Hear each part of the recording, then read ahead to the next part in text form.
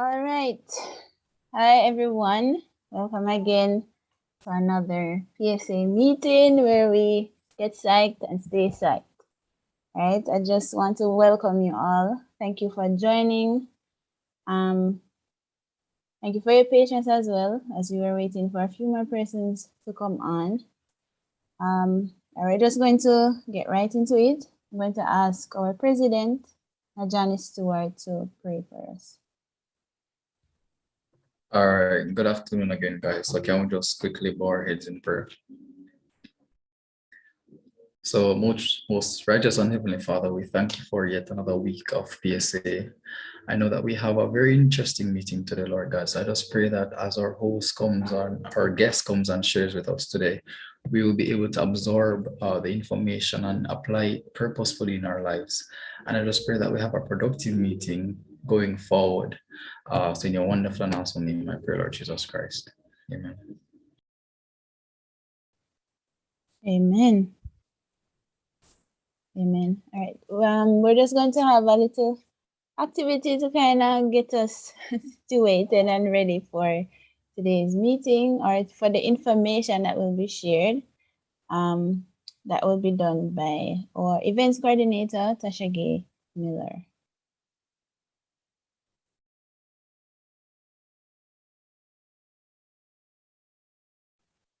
So while she's getting that up on screen, just, get ready to come on mic. And if you want, you can prepare yourself to come on camera. We don't mind.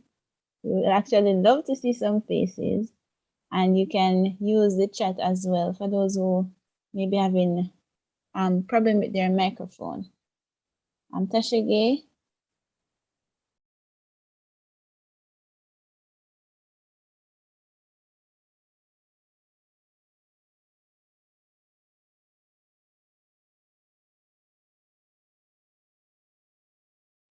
Right, just bear with us for a minute, please.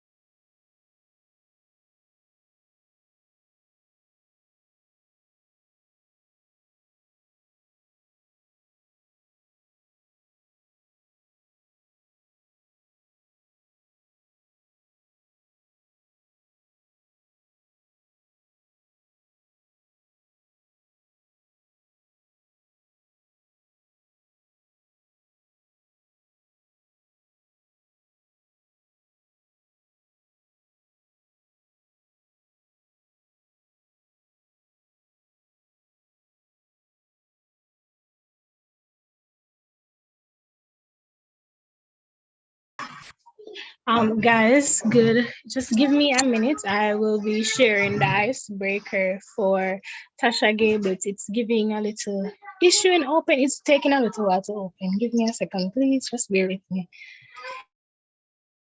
All right. Thanks, Tashika.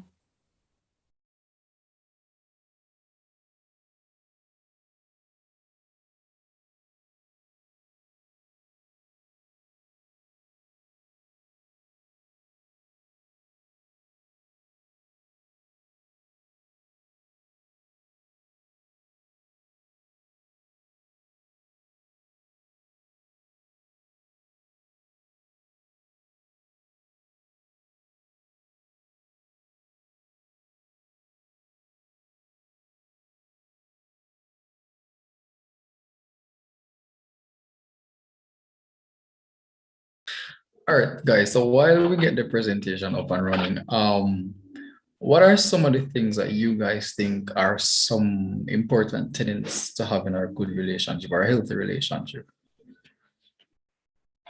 You can open your mic or you can just drop it in the chat. You can just interact with that for a little bit.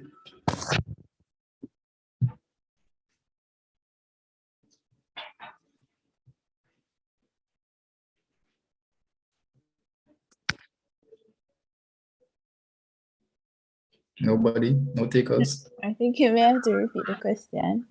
I was just asking, what do you guys think are some important tenets to having a healthy relationship? All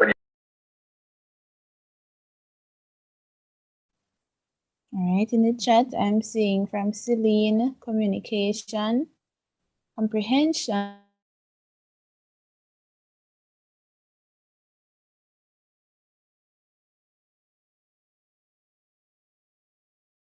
and trust. I agree, Celine. Yeah, honesty is a really good one as well. For me, I think trust is yes, Frederica, that's a really big one. Respect and trust.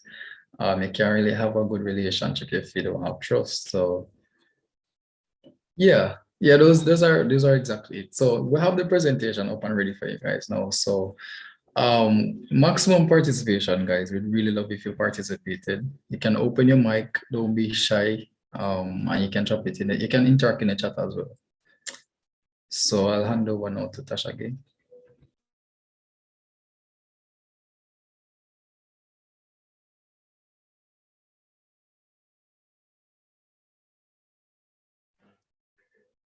Hi guys, are you hearing me? Yes, I am. Hi, good day. I hope that you guys are having a fantastic day. It has been, some time since I've really gotten a chance to share. No, Tashika, are you ready? Are you ready to share? I am sharing. Aren't you guys seeing?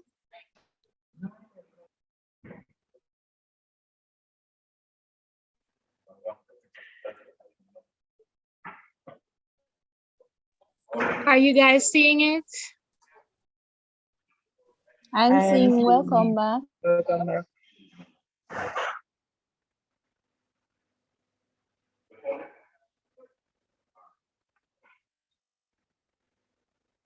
We missed you. If that's what you're to be sharing.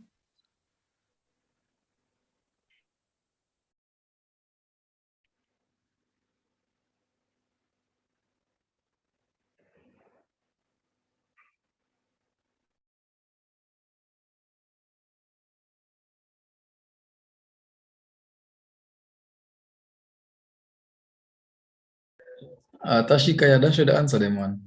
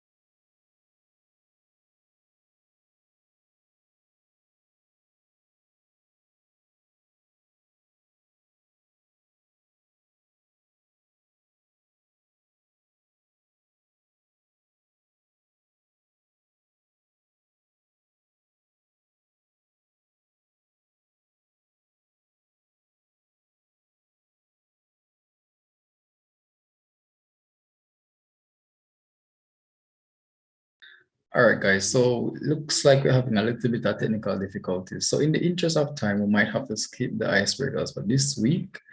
I'll just ask now, Mr. Javaro Swaby or student representative to just come and introduce our guest speaker for today.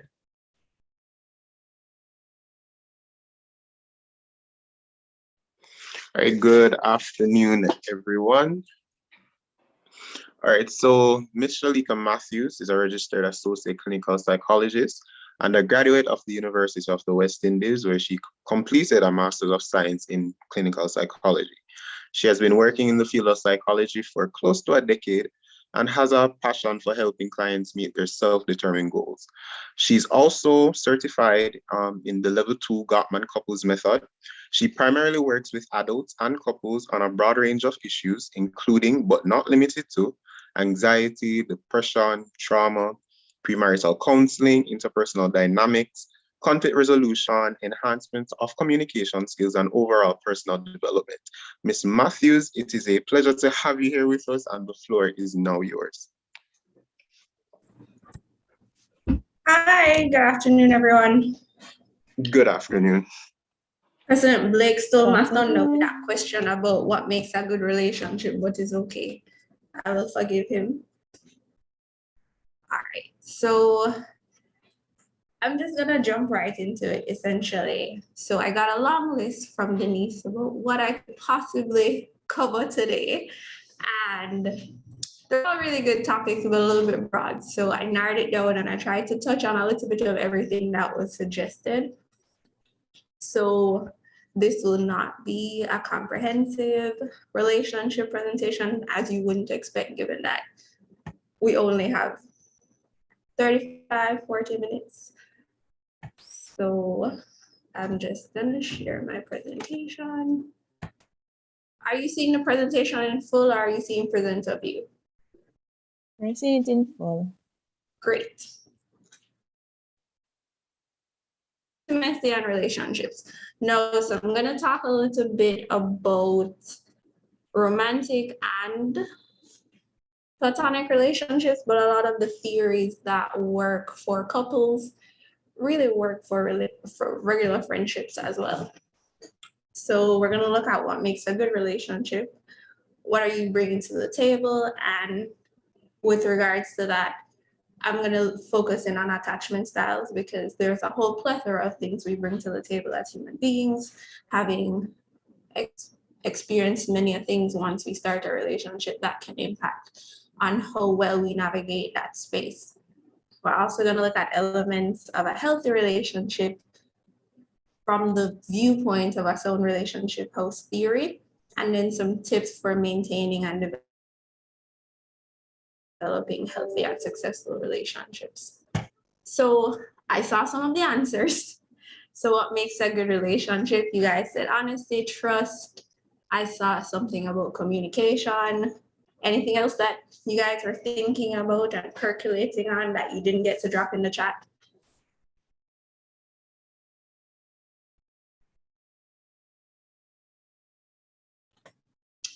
Nothing? Guys, I'm gonna need you to talk to me. Don't leave me out in the ether by myself. I'm not seeing any as it. Oh yes. Celine says privacy.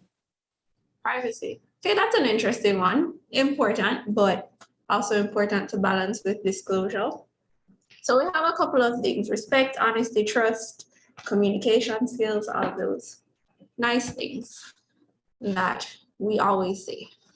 So those are some of the things I have. I have affinity towards another person as well as a deep understanding of another person. From Joshua, emotional support. Emotional support is actually really important. Good job on that. Support in general is very, very important in terms of just helping each other navigate the world. And that goes for platonic as well as romantic relationships. The people in your corner, whether they're your partner or your friend, are supposed to help you get through this world. So I'm looking at attachment styles. Esther Perel, who is one of the foremost known therapists and researchers in the field of relationships and couples, says, "Tell me how you are loved and I will tell you how you make love." She's from like Germany, so the translation's a little wonky, but you get what she means in terms of our patterns for love and our patterns for developing relationships are very much started in our first important bonds, which is the family and your primary caregiver. And attachment is generally defined as a deep and enduring emotional bond that connects one person to another across time and space. Now, when we look at that, we very much want to have an understanding of how that initial relationship affected our understanding of independence versus dependence, as well as receiving and giving love, support, affection. And in doing so, we're gonna just quickly breeze through the attachment styles. So you all, most of you, should be familiar with attachment styles, even if it's just a cursory. I've heard about it, I don't really know what it is, or yeah, I completely understand what it is. So it's secure and then basically insecure. So in the insecure, we have avoidant, we have anxious, and then disorganized. Secure is what we all want. We want to have a healthy understanding of the world and our relationship to others within our world. We want to be able to connect and have intimacy and share a commitment with somebody with ease. And that's kind of what persons with a secure attachment style, by and large, relationships are fairly straightforward for them. They're able to navigate the space, managing disappointments fairly well if something doesn't go their way, or thriving and diving into a relationship without losing their sense of self and being able to share themselves and commit to others. Sounds grand. And then we have the insecure avoidant type. So your bringing wasn't necessarily ideal here. So maybe your parents were extremely dismissive, or they were very engulfing, in which they kind of just either didn't pay attention to you or paid way too much attention to you. So you really didn't know where they stopped and you began. And both of those experiences, when someone is dismissive of you or way too much on you, clingy is what we say, when we're dealing with our own relationships, creates a sense where you don't really like that space and you've internalized that this is not a good feeling for me. So your choice, or you choose rather, to avoid that type of situation because you become fearful of allowing anyone to get too close and want to avoid repeating that negative pattern that you've experienced before. That creates a lot of dissonance in an insecure type, where you genuinely want connection, but when it comes to you, you're like, wait, I don't like what's happening here. So I'm gonna cut and avoid. So insecure anxious. These persons usually had unreliable parents who could have been loving and supportive 1 minute and then threatening the next. So there was never really an internalized sense of security in which the world felt safe. They felt like they were solid enough to navigate this world and manage what was coming to them. So quite often it's hard to trust. It's a fearful interaction in romantic relationships, and you're never quite sure how to navigate disappointment or how to navigate the unknown because you didn't really learn to self-soothe. You would know from just the cursory understanding of anxiety that it's a fear as well as a difficulty in managing that response in self-soothing and managing that, so it escalates. Disorganized, no, this love is often learned in abusive, neglectful, or abandonment type situations where a person's understanding of love gets real askew because it's intimately tied to these significant traumatic negative experiences. So quite often in adulthood, these persons end up in relationships which repeat this pattern without having a real awareness early on that these are the patterns they're repeating, and that their desire to have love is mixed up with their unhealthy love patterns. So you're seeking love, but you're seeking love that is not necessarily helpful and at times harmful to you. Right, so attachment patterns, are they fixed or are they malleable? Most things about people are malleable, and this is one of those things, right? So it's a pattern of behavior and we can change that pattern of behavior. It is extremely hard, however, to do that because quite often many of these things are our impulsive, natural response.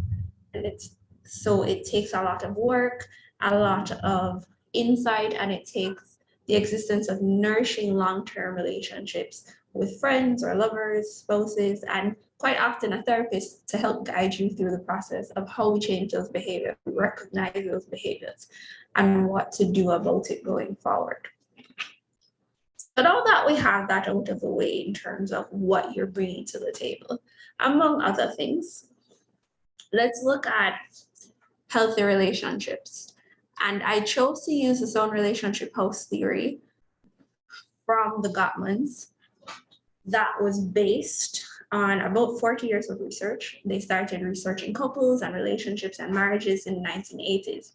And through that, they were able to study over 3,000 couples to date and have 12 different longitudinal studies in which they consistently saw what the quote unquote masters and disasters of relationships are doing.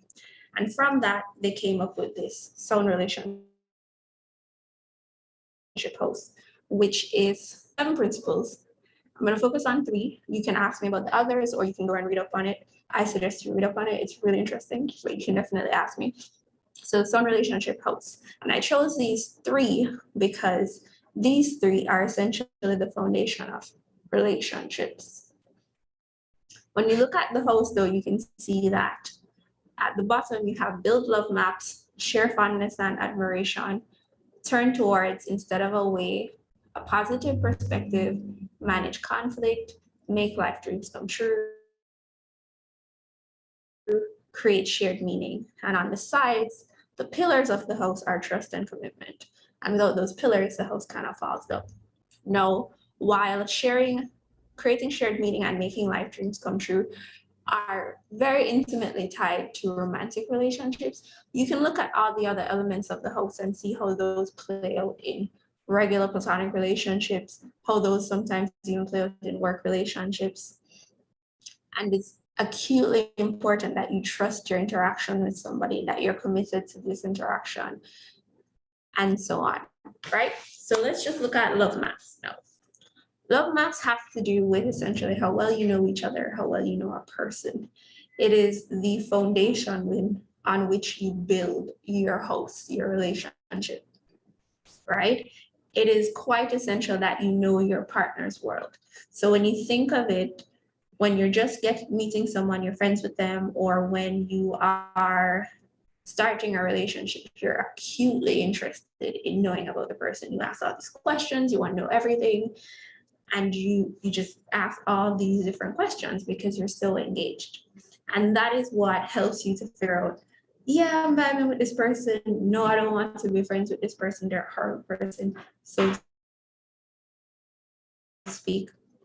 But love maps is not just the regular conversations that you have. It demands of you to have a deep understanding of who the person really is. So asking questions about their childhood, asking questions about what makes them happy, what their worries are, as well as the regular generic questions like, what's your favorite ice cream? What's your favorite color?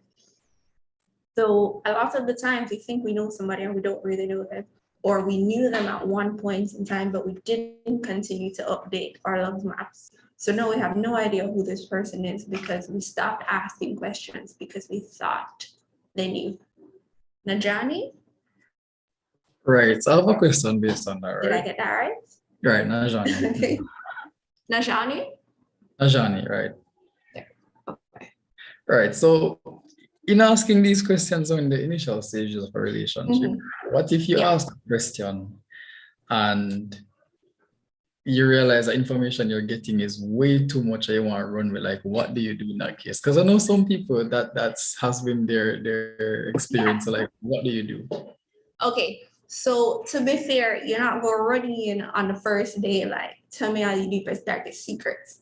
But part of that is one, understanding if you're trying to run away because the person you're talking to has no boundaries and they're just throwing all of this out when you've only known them for 1 week, or if you're trying to run away because it's getting real for you, right? I always say don't ask questions you don't want to answer to. And if you're gonna ask a question, you need to be prepared to maybe not like the question. Not like the answer to that question, right? So if you are a little bit hesitant to jump in deep, you want to ask questions and get to know the person, but maybe not start with very, very deep questions. But in fact, you do eventually have to get to the depth, because without that, the foundation that you're building on isn't really strong. You're not asking everything. And partly when people run out of questions to ask, they think that they've asked everything and they haven't even asked half of the things. Because quite honestly, there's some questions we naturally don't think to past because we're not socialized in certain way. So questions like, you know, what was your most significant memory as a child? What was your most significant fear as a child? What challenges did you have growing up where you grew up? And prompting conversations about, you know, maybe I didn't like where I grew up. My parents love me, I love my parents, and I feel bad for not liking how I grew up, but I didn't like how I grew up, and I can't really have that conversation with people generally because they're going to judge me, or you might feel like they're going to judge you even though they don't. So my answer to that, as after the spiel, is essentially budget the type of questions you ask and gradually get deeper, but also be prepared to sit in the discomfort of getting deep information. Sometimes some things are really heavy, and if you're committing to building a deep relationship and a deep connection with somebody, eventually you're gonna have to get heavy. Make sense? Yes, it does. Thanks for that. Okay, great. So sharing fondness and admiration. Step 2, that you need if you're gonna be like lifelong friends with somebody, or if you are going to start a deep romantic relationship with somebody. Sharing fondness and admiration. Now notice we didn't just have fondness and admiration, because it's all well and good if you're fond of a person and you admire them, but it don't mean nothing if you don't say it, quite frankly. So everyone needs to hear the nice things. Everyone needs to hear the things about them that you appreciate, the things about them that you admire. It helps to boost their self-confidence. It also helps them to remember why they are here, why they're in this space with somebody who really gets them, who understands them, who sees them for who they are and what they're trying to do, who recognizes their efforts. It's something as simple as saying, thank you for doing that. I really appreciate it. That's it. You know, it's not really hard. None of these things are really hard on the surface, but quite often we get caught up in the mundane of life and we just go about and we expect certain things to happen and we don't vocalize our appreciation for certain things happening. So think this is like when your mother says to you, oh, you never say thank you. And that's kind of because in your head you're appreciated and you also expect it to happen. So you don't take the time to say, I appreciate the effort you make to do all these things for me. It's when your partner always gets you a candy bar because he knows you like chocolate or she knows you like chocolate. And after a while, you don't really say thank you because it happens all the time. And it's this nice little thing that in your head you're appreciative of, but you don't say it. You have to say it. And part of why you have to say it is that our brain registers negativity and criticisms way more than they register positivity. So in the next slide that I go on, I will say that you should aim for a 20-to-1 split on positivity to negativity. Research shows that when we're talking about negative experiences versus positive experiences in relationships, one negative experience has the impact of 20 small positive experiences. So if you're having a really bad week and a lot of negative things are happening, you needed to have in your emotional bank account enough positive things so that all the negative things doesn't hit as hard. It's called being in a positive perspective, and that's what happens when you see some couples and you're like, they did this thing that annoyed you and the person don't really see it because there's so many overwhelmingly good and positive interactions that the one negative interaction doesn't sting as much. All right, any questions about that one?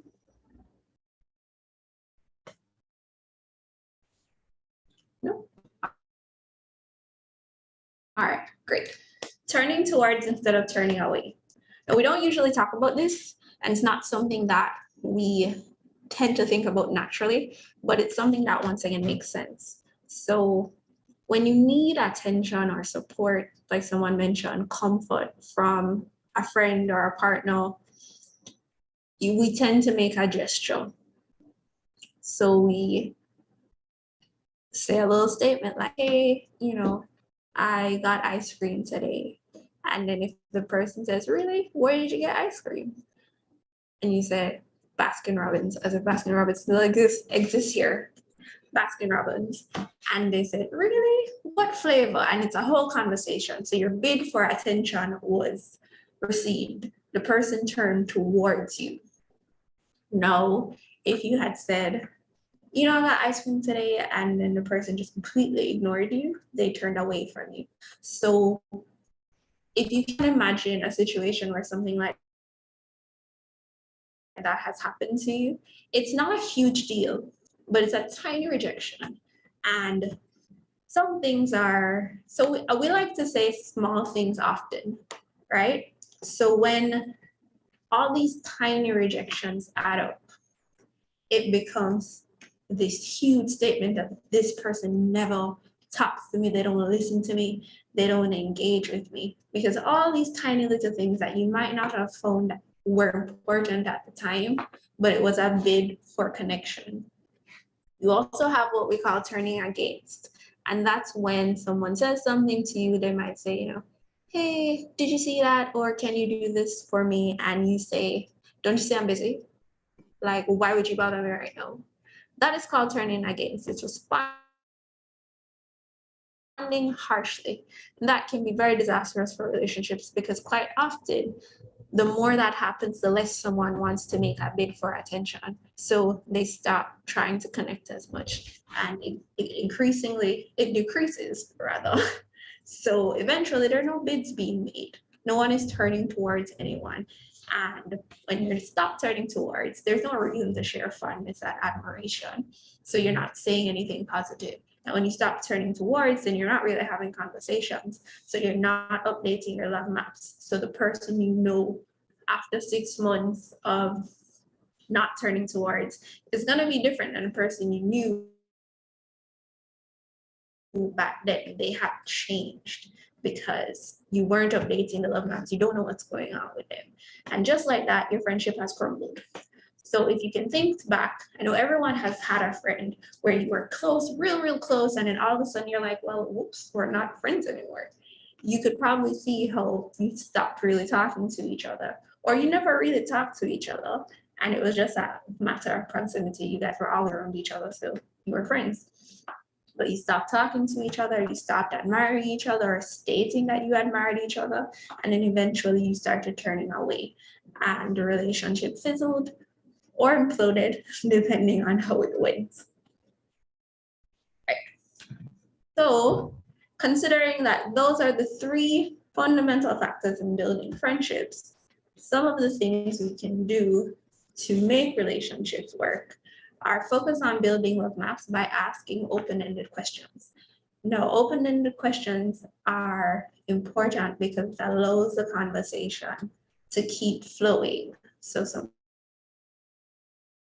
says something, there's a question and answer, and you pick up on something in the answer, and you ask another question, and they ask a question, and then it's a nice conversation about something important.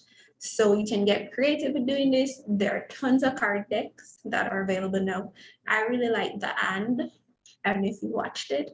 If you have seen them on YouTube, then you can always, that they have different card decks for like family, for friends, for dating, couples, long-term relationships, all different kinds of card decks for all different types of relationship, because intimacy is important in any type of relationship you have, right? So it's not just about romantic intimacy. It's about really knowing the person you're interacting with, really knowing the person you call a friend. So you can get creative. If you're in a relationship, you can do like date night, you can have the different questions and tear them up and put it in a jar. And then you never know which questions you're gonna get that way. So it's a little fun process. Or if it's family, you can have a family night where you ask questions. Now, like Najani says, and sometimes you don't actually want the answer. I would suggest asking questions you don't actually want the answer to, just for the sake of quote unquote trying to build a love map. Because when people share and disclose something that's really, really important and they get negative responses, it starts to create a map for them if that happens quite often. So they're more reluctant to share with somebody else. So if you're not interested, then don't pretend to be interested. You want to also make a habit of noticing and sharing the things you appreciate about your partner. As Jamaicans, anecdotally speaking, we don't often like to give deep, meaningful compliments all the time. And that takes practice to overcome that and become more comfortable with that. It's okay to tell your friend that you like that thing that they did. It's okay to tell your friend that they're really good at this skill or talent that they have, and encourage and say thank you for certain things and say why you appreciate certain things, because we're always taking notice. So there's nothing wrong in actually telling persons that we're taking notice. When I was in college, back in my days at UA, I'm not that old, I promise. I had a friend. It was a group of us, and he would always notice when the girls changed something, and we all appreciated it, because even though all the guys noticed, they never said anything, and he was the only person who said anything. And small things often. So you know that when you got a new slippers and you got school, he's gonna be like, "Oh, that's a new slippers that look nice." Just sharing the positive things that are noticed helps to build that emotional bank account and build that affinity that people have towards you. Responding to connections, to attempts for connection from your friends or your partners. And if you're not gonna respond, allow your frustration about whatever you're dealing with to spill onto other persons. And if it does, then you definitely want to repair. You want to apologize, and then you want to do something nice to build up your emotional bank account again. Clearly communicate your needs as well as how you would like them to be met. Closed mouths don't get fed, right? So if you want something, the person will not magically divine it out of your head. Now, even if you've been married for 50 years, your partner cannot magically define everything out of your head. You need to ask for what you want. You definitely need to ask for what you want when you want it, and have a genuine conversation about, why this is a need, where it comes from. That's part of building your love maps. Saying, "I want this, why can't I just do it?" is not enough. People can often get resentful when you are trying to impose a need that they don't understand, and especially if it requires a lot of them. So when things require a lot of a person, you want to tell them what it is, that you want them to stop a behavior. "I really want you to stop this behavior because it triggers this for me. So could you do this thing instead? I'd very much appreciate that." Things like that. So asking for things positively, and even if you don't get it right, because no one gets communication right all the time, repair it, fix it, apologize for things, rephrase things, talk about things instead of characteristics. So you never want to be like, "Oh, you're such an annoying person. Why would you ever do that?" You want to say, "This thing that you do, this thing annoys me, rather. Could you please do this thing instead?" Right? You want to generate frequent thoughts and acts that cherish your partner. That's part of building trust. It's doing things frequently and often that help to show your partner that you cherish their positive qualities, and you're minimizing the focus on negative thoughts. Now, I didn't focus heavily on a positive perspective, but if you have a conversation, if every time you have a conversation or decide to communicate, so to speak, you're having a come to Jesus moment about all the things that are wrong and all the things you have to work on and fix, you'll end up in a negative perspective because you're consistently talking about the things that are going wrong, about the things that are problematic. You don't want to do that. You do have to have conversations about conflict areas and problems, but you also want to have conversations about what's going right and building that fondness and admiration consistently, right? And that's pretty much all I have for you today. Does anyone have questions?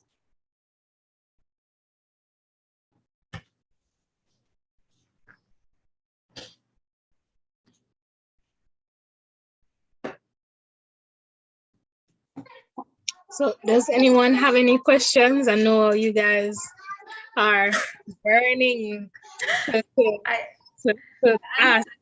did. You didn't know you had it. Okay, Frederica. I'm glad I did that. Earlier, there was a question in the chat from Joshua Rowe. He was asking, I'm not sure if it was a question or a statement, but he was saying, so attachment styles make you dependent. Attachment styles what? Make you dependent. No, they don't make you dependent, so to speak. Your attachment style is really just a fancy psychological phrase for how you relate to persons. So part of how you relate to persons is how independent you are versus how dependent you are against someone. So it's not that it makes you dependent, it's just that depending on whatever pattern of behavior, what relational pattern you have growing up, you may be dependent on a person because you feel the need to sometimes like latch on to a person.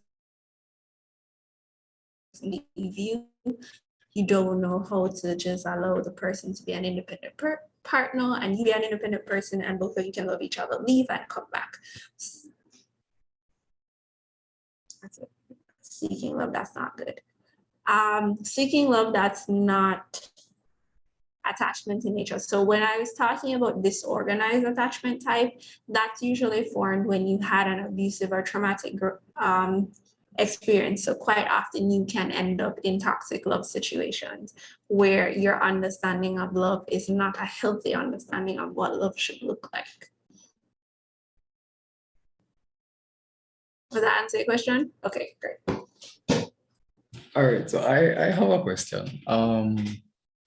So I know you can't, when you're in a relationship, you cannot expect that your partner is going to read your mind, but when do you distinguish between asking or stating what you want from having an expectation that they should know that, okay, we're in a relationship, so this thing, that thing, these are like expected. Where do you distinguish between what is expected and when you should say that, okay, I want this or I want that? Okay, so expectations are a funny thing, right? And they can be a dangerous thing. So we would expect our partner to have learned something about us. And I'm not going to put a timeline on that because every relationship is different. Some people dive in head first on day one, and some people need a whole year before them dip them toe properly in the water. So I'm not going to put time frames on it. But I would say to always say what you want. Because, for instance, I was with somebody for a very long time, and I thought, well, I know all these things. And then I would say something and the answer would be wrong. And I was completely baffled as to why the answer was wrong, because I know this and this thing has been correct. We're always changing. So the thing that you know in year one may not be a correct answer in year 3. If you're consistently updating your love map, then you're able to accurately understand who the person is. But whereas it comes to the things that you want, you should ask for it.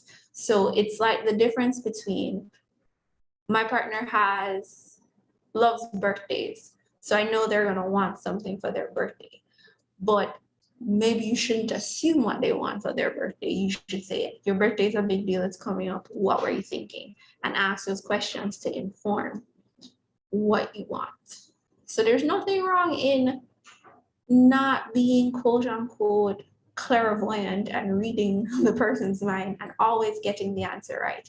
Because the persons who always get the answer right, it's not really that they read the person's mind, it's that the person kind of dropped cues along the way and they were very sensitive to those cues, so they picked them up right away. So the person said, hey, you know, in passing, you were watching a show and they said, oh, I really like roses sometimes. And then 2 months later, when you don't remember you said you wanted roses, roses reach you. And you're like, oh my God, how did you know? Because you said it somewhere along the way. But if I've never said that I want roses ever, but I do want roses, there's no way you can accurately know that I wanted roses from you. You get what I'm saying? Yeah, I get that. I get that. Right.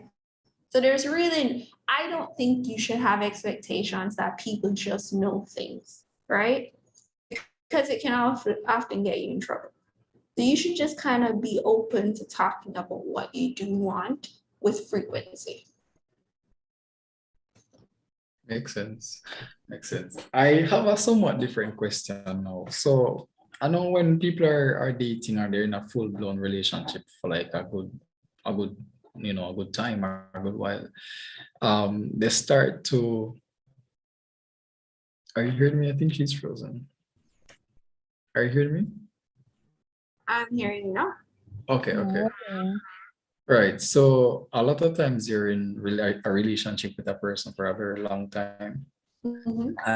And it's as if your personality somehow becomes merged with that person's personality. So what are like some strategies that you can use to maintain your sense of self in a relationship?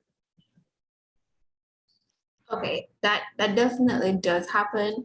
And so part of that is that we learn from each other and we adopt strategies sometimes when we're around a person to become more similar.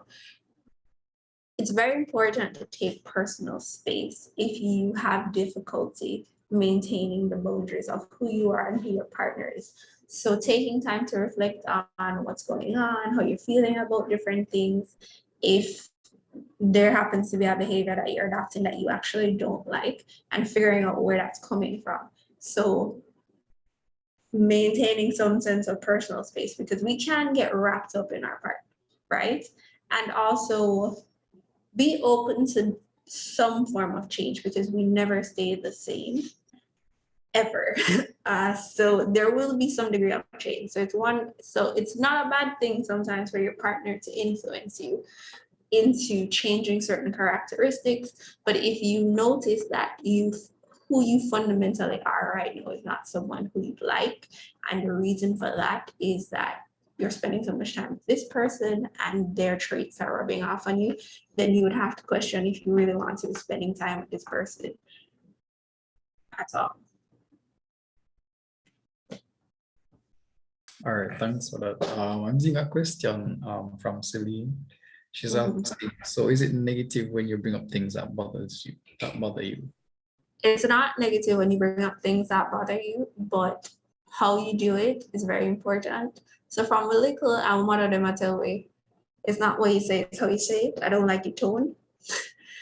That's law in relationships. Tone is very important. How you say things is very important. How you attribute things is very important. So even if the person does something that is completely irritating to you, you do not criticize them to say, you are so this, and why do you always have to do this? What is wrong with you? You want to say things, you want to speak about a specific behavior. People are not their behaviors. So you're attacking a problem, you're not attacking a person. And that distinction gets messed up when we use things like use statements and when we use characteristic descriptions instead of talking about a problem.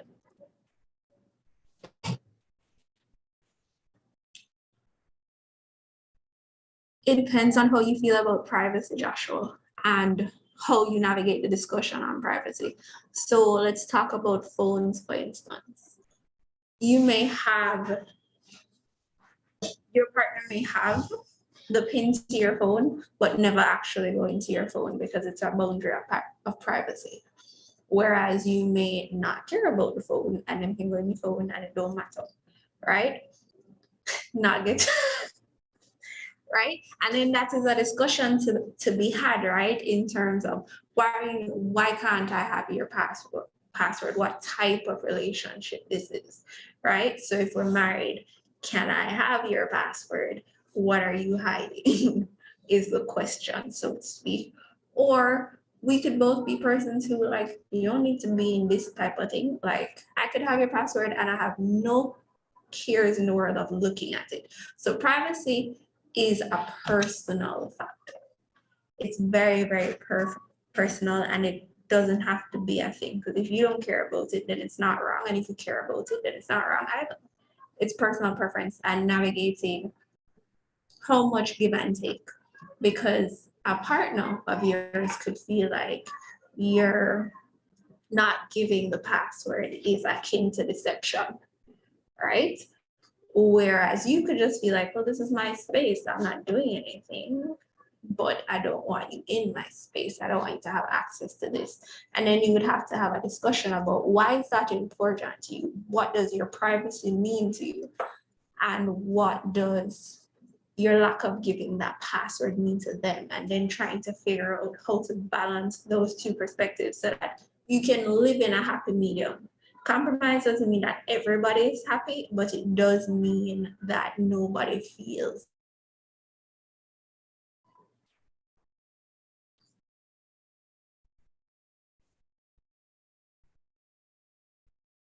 All right, so I have one more question. I don't know if you've seen this meme that says, I saw the red flags, but I thought it was carnival or something like that. That's hilarious. Right. So in that sense that you mentioned earlier, right? Just now about boundaries and privacy.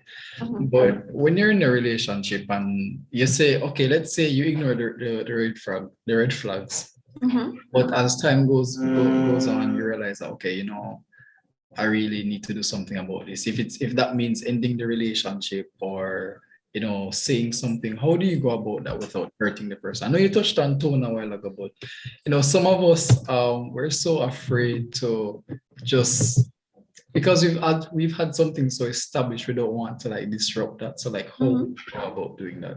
All right. How do we go about talking about the red flags is what you're asking? Yeah, like what do you do about those red flags in that kind of situation? First of all, please don't ignore red flags, guys. And red flags are not things that you dig under the ground and search phone and hide around the corner to find. Red flags are pretty much always right in your face, and they're common sense things. So if you found out something 6 months from now and there are no signs, it's not a red flag. If there are things that are bothering you from the outset, you should address it. And you always want to address it using what we like to call a gentle startup. So you want to talk about how you feel about what and about what you need. So you're quite often what you're trying to do is cut out talking about the person, because no matter how nicely you say you chew loud, you still have to talk about the person and how loud them are chew. Right? So you kind of want to try to start talking about how you're feeling about something very specific and what you need instead. You try to not attack the person, because there's no such thing as constructive criticism. It still sucks. It still feels horrible, right? Criticism is criticism. And quite often you can get out of hurting somebody completely when you're talking about something that's significant. You kind of have to sort that out.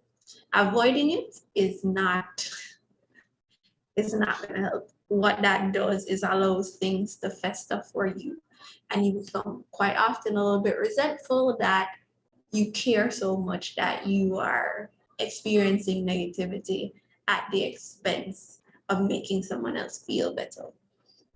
So by the time you're ready to have that conversation, it's a big thing. It's like an iceberg. You only see a little tip of it instead of just one little piece of ice that could have been there if you addressed it from the minute you saw it. There's no way to completely spare someone's feelings quite often. And so what you want to do is you want to speak as gently as possible, because it's kind of like you could do brass tacks and complete, this is what it is, these are the problems, these are the things we need to work on. and have it be very matter of fact. Or you could say it nice and still talk about the problem. It's kind of like, do you want to be right? Do you want to be factual, or do you want to be happy? And do you want to get there in the shortest amount of time possible? So how you do things is important, and recognizing that you gonna feel bad sometimes for hurting somebody, and they're gonna feel bad because you hurt them, but there's no way to not have a conversation about this particular thing that was problematic that would have spared everybody's feelings. And if you're suffering, meaning that something is bothering you, then you should always speak up about it. How does one end a relationship properly? Sir, what?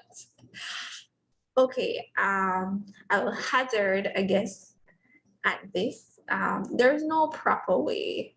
There's to end a relationship. It always sucks because unless you both actually wanted to end the relationship, somebody's gonna get hurt.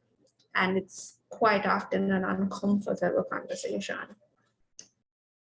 You don't say, look more. You try to talk about how you feel and what you're. Don't talk about, it's me, not you. Please don't say that. But you can say, listen, I've come to this, I've thought about this, and for me, I need to be in a space where this is how I feel. I need to be in a space where this is it, and this relationship honestly isn't working for me. I no longer want to be in a relationship. There's no nice way to say that, really. And what you can be direct, but not blunt, and that is important. You should always end a relationship, not just say something very vague and expect people to eventually get the hint. You want to be direct but kind. You want to speak more about how you feel, why you're making a decision. You don't want to put blame on anybody. The blame's not important, so to speak. You've already made your decision. Denise? How's that properly? Yes, it's Denise. You're correct.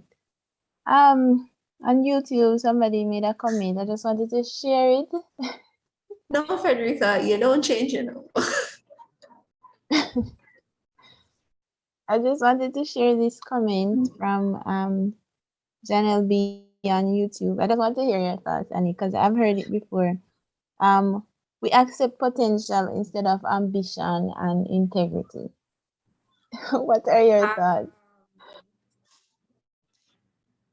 I think we accept what we think we deserve, or we accept what we're okay with. So if you don't want potential, then you can make a conscious choice to not accept potential. It's a matter of figuring out what you need, because there are tons of stories about people who accepted potential and it turned out wonderfully. And then there are tons of stories about people who accepted potential and potential never manifested. So if you want to take up somebody who you see the potential for something, then you can do that, but you do that with a mindset that this person isn't actually who you're dating. You're not dating the potential. You're not dating the ambition yet. You're dating the potential, and you need to move in that space. You cannot assume that ambition will come in 3 months or a year. You have to understand that this person with the potential is who I am with. The dream of who they may be is not really applicable in your initial decision, I would say, in deciding who you want to be with. So is this person right here with just potential okay for me right now? And if they're not, then they're not. And if they're not after a while because it hasn't manifested, then you make that decision. Staying in a space that you no longer want to be in, it's not healthy for you. And it's wasting somebody else's time, because eventually you won't quit because you don't want to be in space anymore. So once you understand that initially, in a healthy, honest, direct, but kind way, dissolve this relationship.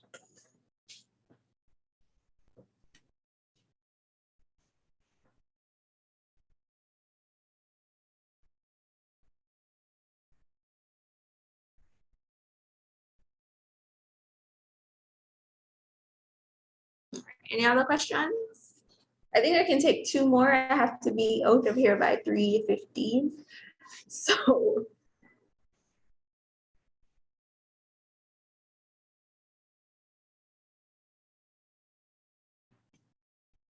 I know you guys have questions, because it's about relationship after all. So guys, this is a chance. I know you have questions, so just ask. So you have 5 more minutes.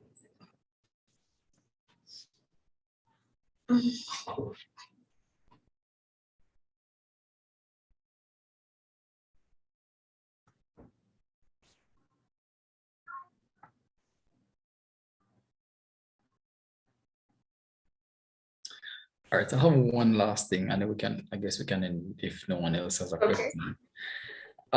So in the whole, dating phase, what is one thing that someone should always keep? If there's one thing that you'd say people should always keep in mind when dating, what would that be? To be open to possibilities. So be open to possibilities, but also be insightful in your decisions. Sometimes we date just to date. Even when you know that, oh, I have no interest here.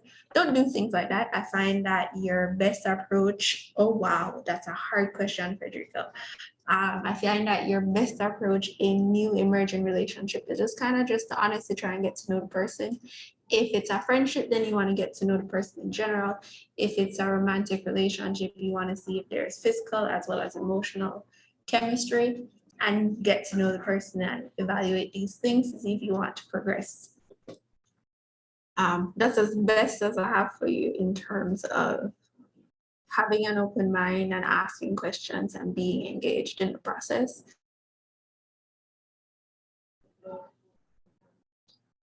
All right, Best way to approach. That's good? Yeah, that's a good one. Thanks. Best way to approach a long distance relationship, especially during COVID. You want to find creative ways to maintain your connection. So that love maps is going to be very, very important. Keeping contact with the person, knowing what's going on with them, and then figuring out how to keep the quote unquote spark alive with intimate suggestions that can be done long distance, whether that is sexual or whether that is just emotional depth is up to you. But you want to definitely maintain contact with the person, maintain your fondness and admiration, especially if you're, say, a person with a love language just like physical touch. You have to up the ante on everything else because that kind of got cut off during COVID quite significantly. So you have to figure out how to bridge the gap in terms of just building your emotional connection and affinity towards a person. So a lot of open-ended questions, a lot of games, a lot of figuring out how to creatively spend time together in a positive space where you're not really just complaining about things that are going wrong, but reinforcing each other, supporting each other. What might be really good is doing something we call a stress reducing conversation. And that helps to protect your relationship from external stressors. So it's that thing we do where we complain about everything that's going on to our partner, but instead of jumping in and trying to solve a problem for it, what you really want to do is ask them questions about how they feel, about how they want to handle it, and then always be on their side. So you are the coach in the corner. Coach is a wrong word. You are the cheerleader on the sidelines, supporting them, telling them that they got this, being their biggest cheerleader. And if they ask you to tag in and come up with a problem, then you jump in and you help them solve a problem. And what that does is reinforce your relationship from outside stressors. So COVID can get to you because you were both in the center knocking COVID out on the sidelines and keeping in touch with each other and reinforcing and supporting each other. Make sense? It's a really hard question. Many relationships suffered greatly in this pandemic.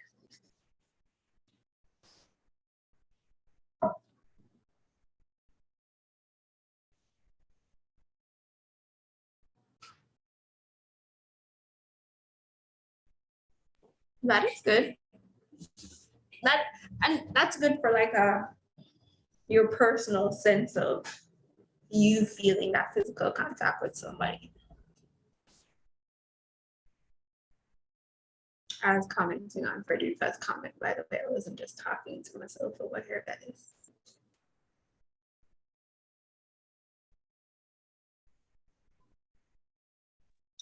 All right. Thanks, Miss Matthews. Thank you for that presentation. Tashika will be doing the closing at this time and the official vote of thanks.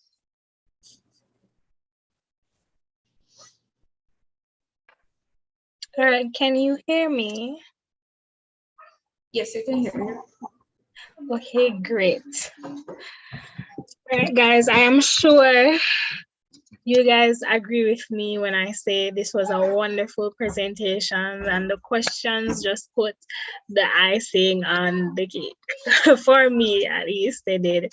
Thank you so much for even answering the questions that we didn't know we wanted to be answered and we didn't know how to ask, as Frederica said. And the answers, especially the last one, it stuck with me that there are so many things that we wouldn't think of in our little space that we are in, or in our little group. We wouldn't think of these answers or think of these things when in a relationship, any relationship at all. But you know, they just came and brought forward everything. So I want to thank you for taking out the time to come and speak to us and to answer all of our questions and answer them so well.